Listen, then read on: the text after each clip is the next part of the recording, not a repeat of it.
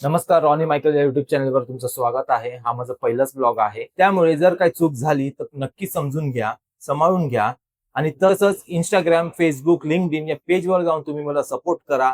IDs आणि link description मध्ये दिलेला आहे. आज मी तुमच्यासाठी एक सरप्राईज घेऊन आलो आहे आणि ते खूप महत्वाचं आहे. म्हणून एक छोटीशी विनंती आहे, व्हिडिओला स्किप करू नका, शेवटपर्यंत नक्की बघा. चला तर मग सुरू करूया. तर विषय असा आहे, मेहनत करून मिळालेली गोष्ट त्याचा आनंदच वेगळा असतो. म्हणजे एखाद्या गोष्टी आपण मेहनत करून कमवतो किंवा त्या गोष्टीसाठी आपण मेहनत करतो, दिवस रात्र मेहनत करतो आणि त्या गोष्टी जेव्हा आपल्याला मिळतं, ते एक आनंद, ते एक खुशी, म्हणजे ते एक गोष्टच वेगळं असतं. तसंच आज मी दोन गोष्टींसाठी खुश आहे. पहिलं की आज मी माझं पहिलं व्लॉग करतोय आणि दुसरं ते आहे सरप्राईज. सरप्राईज म्हणजे आज मी माझं स्टार्टअप लॉन्च करत आहे, तेही तुमच्या सोबत. कारण हा माझा पहिला स्टार्टअप आहे आणि हा पहिला स्टार्टअप मी डिजिटली लॉन्च करतोय. चला तर मग सुरू करूया आजचं माझं डिजिटल ऑफिशियल लॉन्च.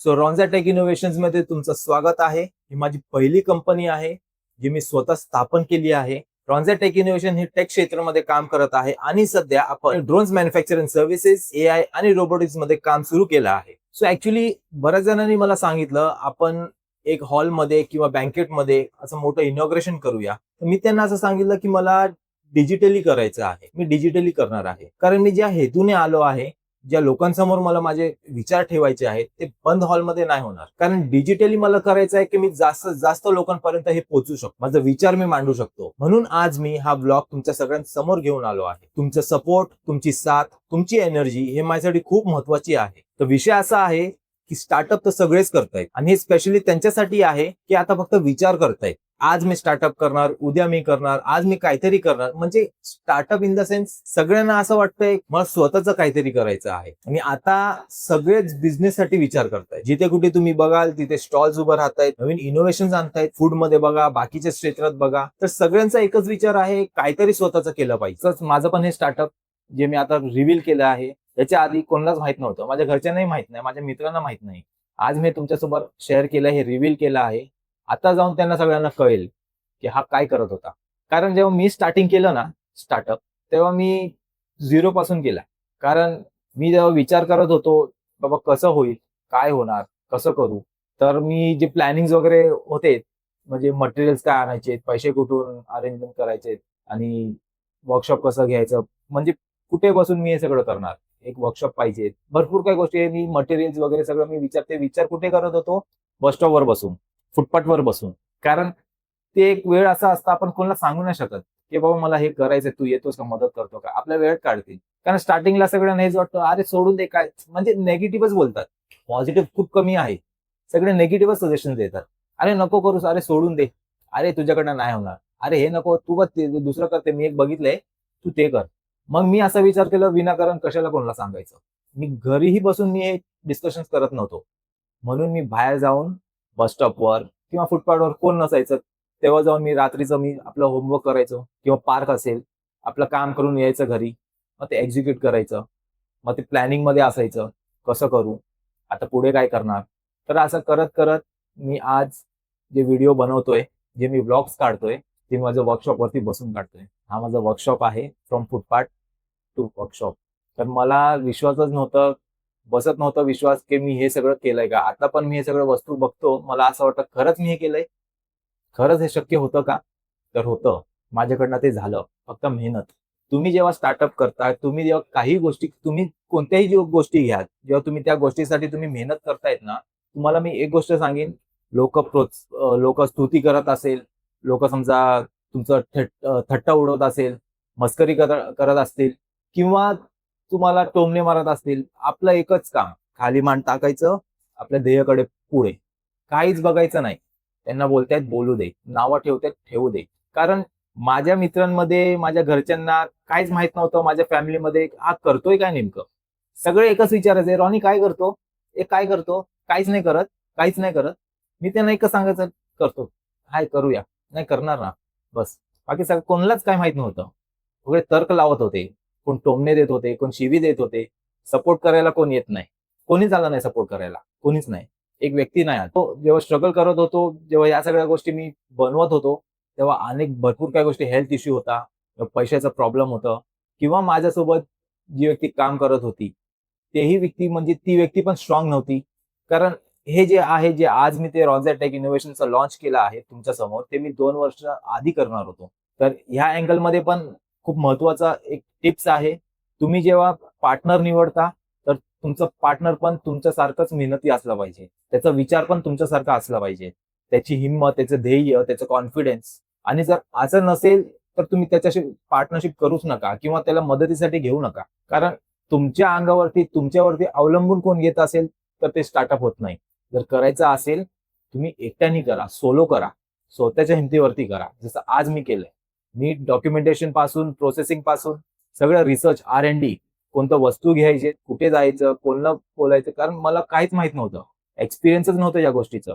कोणाला अप्रोच करायचं, कसं करायचं, सगळं स्वतःहून केलंय. शिकलो आणि मग या सगळ्या गोष्टी मी एक-एक करून इथपर्यंत आलोय. खरं तर जेव्हा स्टार्टअप मी केलं, तेव्हा सजेशन्स देणारे भरपूर लोकं होते. तर एक व्यक्ती मी तर तुम्हाला सांगणार आहे, शेअर करणार आहे. ती एक व्यक्ती होती. ते माझे खरं सांगू तर माझे वडिलांचे बॉस होते ते. तर मी त्यांच्याकडे गेलो. त्यांनी मला सांगितलं, "ठीक है, क्या कर रहे हो आप?" मी म्हटलं, मी सगळं सांगितलं ना त्यांना. मी शॉर्टमध्ये सांगितलं, "सर असं-असं आहे, टेक फील्डमध्ये आहे." तर त्यांनी मला असं सजेशन दिलं, की आपण मिडल क्लासचे लोकं आहोत, म्हणून आपण मोठे स्वप्न बघू शकत नाही. इन शॉर्ट त्यांना हे म्हणायचं होतं, आपली जितकी ऐपत आहे, तेवढंच आपण स्वप्न बघितलं पाहिजे. तर मी थोडा हैराण झालो. मी म्हटलं, "हे साहेब आहेत, हे असा विचार, हे असं सजेशन्स." तर मी तिथून उठलो आणि आलो, रागातून आलो. राग तर आला मला. म्हटलं, "ठीक आहे," म्हटलं, "मी चाललो." मग त्याच्या अगोदर अजून एक सजेशन्स देणारे, ते माझे घरचेच, माझे फॅमिलीमधले मोठे आहेत ते. त्यांनी मला हे सांगितलं, "काय करतोय?" मी म्हटलं, "असं-असं करतोय." मग त्यांनी सांगितलं, "कशाला? करियर संपलं. काय करियरच्या मागे? काय हे ते? झालं संपलं, सोड कामधंदे कर." परत मी म्हटलं, "हे ना झालंय काय?" मग म्हटलं, "अरे कमीत कमी तुम्ही सपोर्ट नाही करू शकत. कमीत कमी निगेटिव्ह सजेशन्स देऊ नका. समजून तरी घ्या." तर मी आलो तर राग तर मला भरपूर आलं. तर मी म्हटलं ते राग त्याचं उत्तर कसं द्यायचं? तर म्हटलं बोलून नाही देणार. बोलून नाही द्यायचं कधी पण.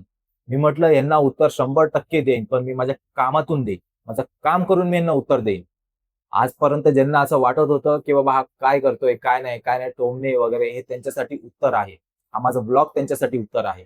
एक शेर मी इथं पेश करतो. औकात में रहकर किराए के मकान देके जाते हैं. औकात में रहकर किराए के मकान देके जाते हैं. सपने तो वही है जो औकात से बाहर देके जाए. बुलंदियों का रिश्ता डिजाइनर फुटवियर से नहीं होता, फटे हुए जूतों से होता है. मेरे फटे हुए जूते हैं. जूते फटे पहनकर आकाश पे चढ़े थे. जूते फटे पहनकर आकाश पे चढ़े थे. सपने हमारे हरदम औकात से बडे. तर सगळ्यांना मी हे सांगणार आहे, तुम्ही सजेशन जर देत असाल, तर पॉझिटिव्ह सजेशन द्या किंवा देऊ नका. कारण एखादी व्यक्ती भरपूर डिमोटिव्हेट होते. कारण हे त्यांनाच माहीत असतं ते काय करतायत, किती प्रॉब्लेम्स फेस करतायत. सगळ्यांसाठी हे सोपं नाहीये. त्याच्यामध्ये भरपूर मेहनत लागते, रिस्क लागते, भरपूर काही गोष्टी असतात. खरं तर माणूस सपोर्टसाठी भटकत असतो. कोण माझा सपोर्ट करणार? मी जेव्हा स्ट्रगल करत होतो, तर मला पण असं वाटलं, जाऊ दे ना सोडून देतो. काय एवढं एकट्यानेच करायचं म्हणजे काय करणार? सोडूनच देतो. मग नंतर परत एक विचार आला मनात, जर आज नाही केलं, तर आयुष्यभर पश्चाताप होईल आणि माघार जायची काही विषयच नव्हतं. कारण मी जेव्हा या विषय काय कारण एक सॉल्व्ह केलं तर दुसरं यायचंय. दुसरं सॉल्व्ह केलं की तिसरा प्रॉब्लेम. प्रत्येक वेळेला प्रत्येक प्रॉब्लेमला मात देऊन पुढे जाणं हेच एंटरप्रेन्युअरचं कर्तव्य आहे. आणि मी हे सगळं शिकलो. हे सगळा एक्सपिरियन्स नव्हता मला. काहीच एक्सपिरियन्स नव्हतं. जसं-जसं करत गेलो तसं-तसं ते होत गेलं. देवाची कृपा आहे. मी पण असं म्हटलं, "ठीक आहे, आलो इथपर्यंत, बघूया काय होतोय. क्या ही होगा? बघू, करूया, करके देखते हैं." खरं तर स्टार्टअप करताना हे विचार करू नका लॉस होईल तर. कारण आपण ज्यांना विचारतो, "बाबा मला हे करायचंय." लगेच जर लॉस झाला तर? म्हणजे लॉसच का तुम्ही विचार करता? प्रॉफिट झालं तर? हे का तुम्ही विचार करत नाही? लॉस झालं तर लॉस झालं. एवढं काय त्याच्यात? हिंमत केली आहे ना? आणि सगळ्यात पहिली गोष्ट दुसरं कोण येत नाही. सपोर्टसाठी कोण आहे? तुम्हाला तुमचंच हे करायचं आहे. परिस्थिती खराब आहे ना, तुम्हाला ते करावं लागेल. छोट्यापासून तुम्ही मोठं व्हायचंय ना, तर तुम्हाला ते मेहनत करावं लागेल.